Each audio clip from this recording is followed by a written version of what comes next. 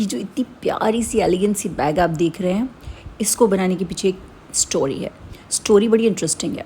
मैंने अपने हस्बैंड से बोला मुझे एक अच्छी सी पार्टी टाइप्स बैग चाहिए, तो प्लीज़ मुझे एक बैग दिलवा दो। उन्होंने कहा ही जस्ट ओपन माई अलमीरा। उन्होंने कहा इतने सारे बैग्स हैं तुम्हारे पास, तुम्हें क्या ज़रूरत है और बैग्स की, पहले इन बैग्स को तो यूज़ कर लो।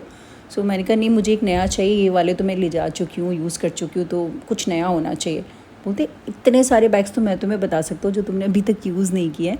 सो मैंने कहा कि नहीं, मुझे तो बैग चाहिए। इसलिए मैंने सोचा कि इतने सारे DIYs करती हूँ, एक DIY अपने लिए भी कर लेना चाहिए मुझे।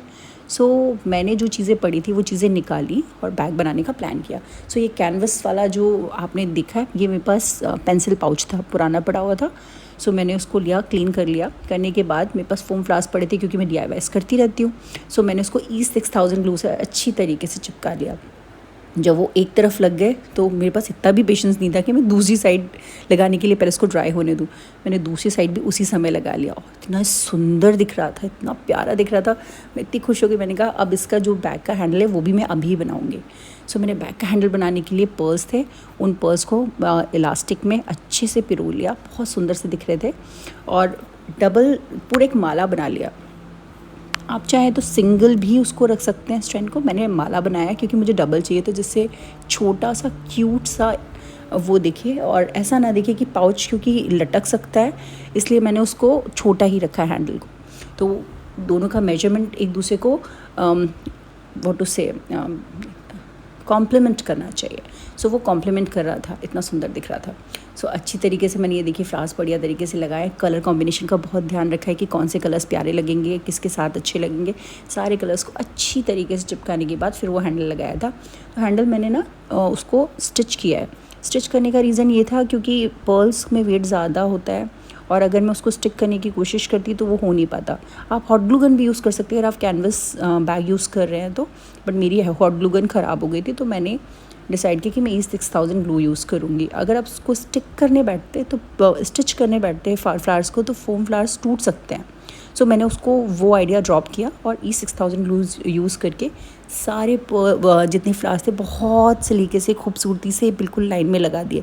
सो करीब मेरे 80 to 85 फ्लावर्स यूज़ हुए होंगे, जो कि 1 या 2 पैकेट में आपके हो जाएंगे।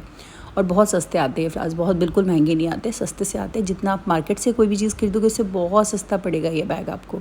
और वो उसमें पर्ल्स जब आप अटैच कर दोगे हैंडल की तरह, ओहो इतना सुंदर दिख रहा था।